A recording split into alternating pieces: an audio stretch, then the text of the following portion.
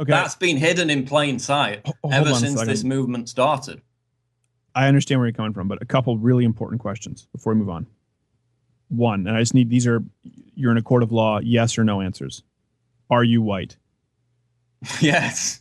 Do you have a I'm penis? actually identifying as African American. That's a yes or no question. Do you have a penis? Glad to be back with you going into the final stretch here. We have a wonderful guest, a lovely guest with us today. You know him from editing Infowars.com. Of course, you see him all over YouTube, all over the Twitter, and he comes to us from across the pond via the interwebs. Paul Joseph Watson, thanks for being on, brother. Hey, Stephen, good to be back. I'm glad to have you back. Okay, so we wanted to have you on because you were born a poor black child. Because you've been following the Black Lives Matter. And I think it's important to note for people, you can follow me on Twitter or go to the website. Paul Joseph Watson has done a lot of work for a long time. He's very much at the cusp of police brutality, the militarization of police, very much against it, but also sees the hypocrisy in Black Lives Matter, founded by none other than Shaun King. So, Paul, what was your reaction when you heard that, well, let's not sugarcoat it, let's not whitewash it, he's white? Well, my reaction was much like yours. I think you put out a tweet saying, you know, we've basically known this for a while, that this was a big scandal brewing under the surface, but no one's been politically incorrect enough to directly put the pieces together and point it out. Of course, the first I heard about Shaun King was probably about 6 weeks, 2 months ago, when he had actually blocked me before I even knew who he was. So I was reading the initial blog reports from this Vicky Pate, is that her name? So, you know, I went to check him out and it's, oh, he's blocked me. I don't even know who he is. Too white. So at that point it was, do I cover this story? Do I put these pieces together, which she had already done to a certain extent? Or is this going to lead to a massive lawsuit? It was, and yeah. I mean, you made the same point, and then of course Milo puts it all together. But the interesting thing about it is, in this thing you wrote on the Daily Kos, he says that, you know, he only heard questions about who his father was over the past week. That's impossible, because he was blocking people on Twitter 2 months ago who asked about this. So how is that even possible? He just blocks for, I mean, he blocked me for asking him to come on the show to defend his position. So he just seems to be really... A while ago. This was a while ago. Yeah. This was months ago. This is when we first started questioning. That's just what he does. He just blocks everybody. I mean, I block someone if they're spamming me, and you get a lot of that, Paul. You know, if someone's just nonstop, you're like, okay, and then they scream censorship. It's you go, no, it's because you left 19 comments repeating yourself that Allah is great, and then I'll be thrown into the lake of fire. So I blocked you. This guy just blocks anyone who disagrees with him. Yeah, there have been questions for a long time, and it seems now just unfolding as he's refused a DNA test, right, to prove that his father was black. No, I mean, the thing about it is, we knew that these questions were swirling 2 months ago, and he went away on holiday, didn't he, for a while? He disappeared for a week. And then it all comes up over the past week. But the good news is, I think this is a sign that Black Lives Matter is on the decline. You know, there's a poll out today from Rasmussen which says that 64% of black people, black Americans, see, quote, all lives matter as closest to their views, and only 31% see Black Lives Matter as closest to their views. So we've had this rhetoric over the past, 2-3 weeks, saying that anyone who says all lives matter is racist. So I guess that means that 64% of African Americans are now racist. I didn't even run those numbers, and I'm still processing them because I'm not as intelligent as you, but they seem to check out. I don't have confirmation, but I'll take you at your word. No, it was a Rasmussen poll that just came out that found that. Well, I would sooner believe Shaun King when he says, here's what I find so funny about this. He's saying that his father was black, that his mom, basically calling his mom a whore. But even then, she would have had to have slept with the whitest black man that produced an entirely white-looking child. So it's just, here's my, I mean, this guy was a founder, right, spearhead of the Black Lives Matter movement. Now, we're both against police militarization, police brutality. Yeah. But when you hear a story like yesterday, again, coming out of Ferguson, kid aims a gun at a cop shoots. As someone like you who's been at the forefront of police brutality, do you consider that police brutality? Well, again, this is what Black Lives Matter does. They make icons out of violent criminals, and they ignore the main problem, which is black on black violence. In fact, there's a great rant by somebody called Peggy Hubbard, who is an African American woman, on my Twitter right now. And she basically makes the same point, exactly the same time as this protest was happening in St. Louis, these riots, they were torching vehicles and buildings. A 9-year-old girl was shot in a drive-by shooting while doing her homework. And again, there was a vigil that they did last night, which ended at the place where Michael Brown was shot. But for about 48 hours afterwards, absolutely nothing on this tragic shooting of this 9-year-old girl. Right. While they're out basically, rioting, setting cars and buildings ablaze over a criminal who was fleeing from a crack house who pointed a gun at cops. Again, right. Completely ridiculous. And this is why people are abandoning Black Lives Matter in droves, I think. Yeah, I think you're right. I think it does a really huge disservice to Black Lives Mattering. I think it gets to the point where people almost, listen, I'll be honest. All life is valuable, right? But I think you forfeit your right to life the second you aim a gun at somebody else, be it a cop or someone else, because that person can't know if you plan on pulling the trigger or not. And you've put that person, you've forced them into the situation of me or you. And that's a tough situation for cops. I think you get a lot of jerk cops. But if I'm a cop and someone points a gun at me, okay, now I go, it's me or them, them. And I think that happens so much. We've seen it in Ferguson several times now, and the media's been quick to jump the gun, that I think people who might have once been sympathetic now will paint everyone with that broad brush and go, oh, they're all just behaving like animals, even though there are some good people out there doing some good work. It really seems to have set the black movement in the United States, I don't know what it's like over there in the UK, back a couple of decades. Well, no, you said at the start of the show, I spent 10 years writing articles and trying to expose police brutality against black people and white people. And this puts me off from doing that in the future because they've associated it with all these criminals, Michael Brown being the foundation of that. But if you actually look at the ideological roots, we talk about Shaun King being one of the founders, and he was, but if you actually look at the foundation of Black Lives Matter back in 2012, after the whole Zimmerman thing, it was founded by 3 militant feminists, one of whom is called Alicia Garza. And she writes articles, she gives speeches, and they're repeated at all these Black Lives Matter protests, venerating and basically worshipping the inspiration behind Black Lives Matter, who is a convicted cop killer who is on the FBI's most wanted terrorist list. Good Lord. Well, hold on. We have to go to a break because I know that you mentioned 3 founders, so we want to cycle on down through them, and then, of course, ultimately figure out with a DNA test if they actually had black fathers. Paul Joseph Watson, Louder with Crowder, will come back and bask in his brilliance. Stay tuned. Paul Joseph Watson, thanks for staying with us. Now, before we went, you were going to educate the general public on Black Lives Matter. 3 founders who were feminists. You mentioned the one. I'll let you rattle on down the list before we get to the jokes about Shaun King's whiteness. Well, yeah, 3 major founders, all women, all militant feminists. The primary one, I think, is Alicia Garza. And, of course, this all happened right after the Trayvon Martin shooting in 2012. But her icon, and she cites her in the foundational text of why she created Black Lives Matter, is this individual, this militant feminist again, called Assata Shakur. And she is a convicted cop killer who is on the FBI's most wanted terrorist list. Basically, she was a radical affiliated with the Black Panthers, with the Weather Underground back in the 60s and 70s. She left the Black Panthers because it wasn't violent enough, and she joined the Black Liberation Army. Now, this was a group which, throughout the 70s, carried out numerous terrorist bombings and assassinations targeting police officers. They killed 13 cops in total. She later escaped to Cuba after she was convicted with the help of the Weather Underground. She was given political asylum, and there's still a $2 million bounty out for her. She's on the FBI's most wanted terrorist list. So her whole shtick was about building a black liberation theology movement that would have a race war, a violent shooting war with the cops. And again, this is the ideological roots of Black Lives Matter. This is what the primary founder cites as her icon. And in fact, I saw a video just last night in St. Louis.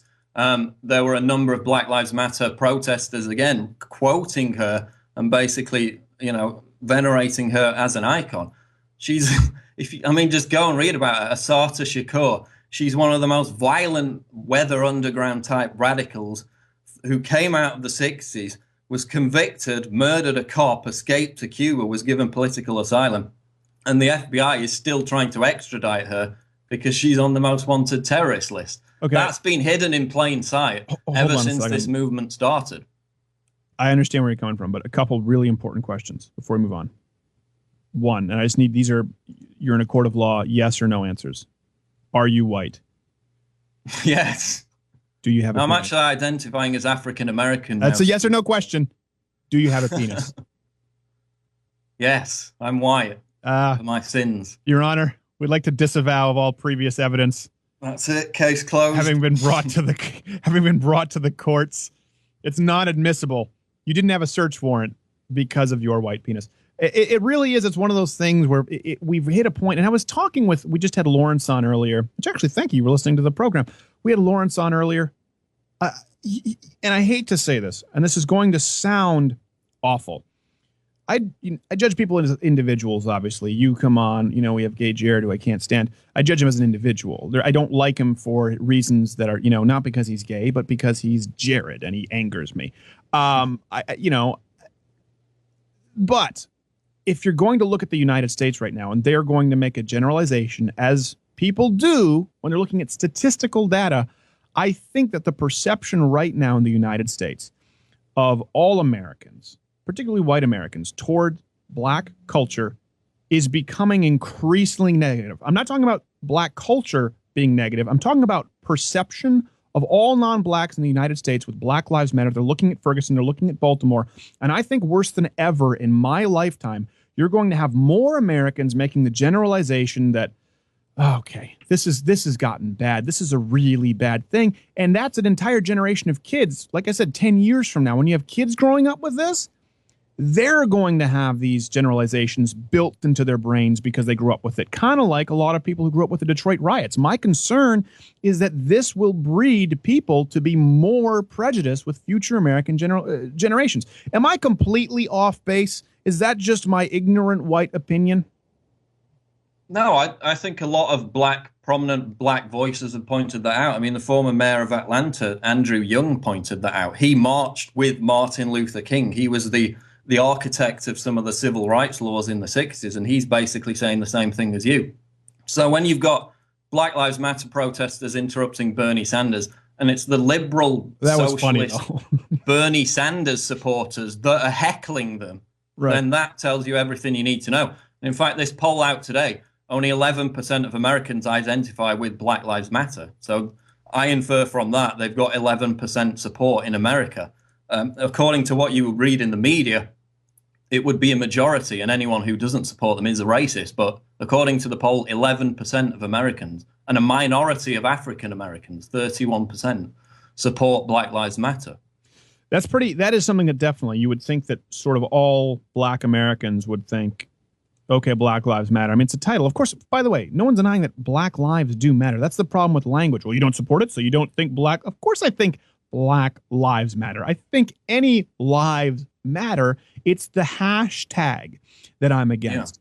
Yeah. And we've reached a point where we're talking about this earlier, where the quickest route to success in the United States is victimhood, whether it's transgender victimhood, whether it's, gay people and a Christian bed and breakfast said you can't do your honeymoon here victimhood, whether it's I'm a woman and I feel like I'm not making enough money victimhood, or Sean King trying to be black, or Rachel Dolezal trying to be black to get scholarships victimhood. We played this clip earlier from Chris Rock saying, you want to know how bad it is to be a black person in America? No one would trade spaces with me, none of you white people, and I'm rich. You're seeing a lot of this now. Do you think it's going to get worse, or do you think these are just two sort of anomalies like Rachel Dolezal and Sean King, and that's it? They're just these freak shows and it doesn't really happen a whole lot? I think it's going to get worse, especially with Twitter. I mean, there's a statistic like 25% of black people on the internet are on Twitter. So they've created such a powerful echo chamber, which again influences white liberals, right, taking a selfie with a black person and posting the hashtag Black Lives Matter. That's trendy. That will get you complete social acceptance. But drawing attention to the fact that 93% of blacks are killed by other blacks, drawing attention to millions of aborted black babies, that will make you a racist and an extremist. That's not trendy. It's not socially acceptable to even raise those points. So actually caring about black lives is not cool. Pretending to care while in fact not really giving a damn, that's cool and trendy. And it gives you social brownie points. So as long as that perception continues, it's going to get worse in my view. You're going to get letters for saying brownie points. You know that. Well, didn't they ban brown paper bags in Seattle because they were racist? I would have thought they banned it because they want you to carry your own bags, like for eco reasons. But that would be hilarious. I think there was another reason that it was perhaps offensive. Well, I think there's a term, the brown paper bag test, from David Alan Grier, and that he said, like, Barack Obama's not black.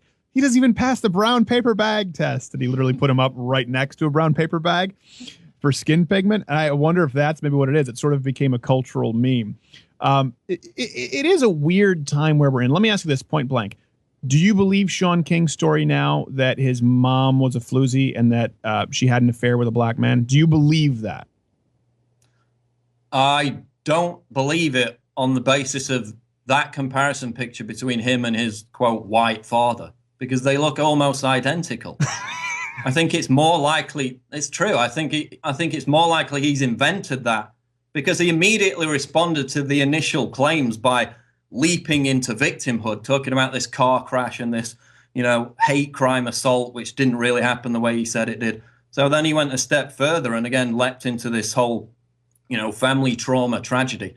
I don't know. I mean, in a sense, I hope it is true and that this whole matter's put to bed because I think it's kind of run its course now. But just those little deceptions, the fact that he claims, oh, I only heard about this a week ago when it's been going on for 2 months, kind of raises suspicions. Oh, I don't want this thing. This is just too funny as a comedian. I want this gravy train to keep on going. I mean, Rachel Dolezal, we dined out on that for weeks. The sideshow Bob hairdo and a spray tan, and it fooled the NAACP.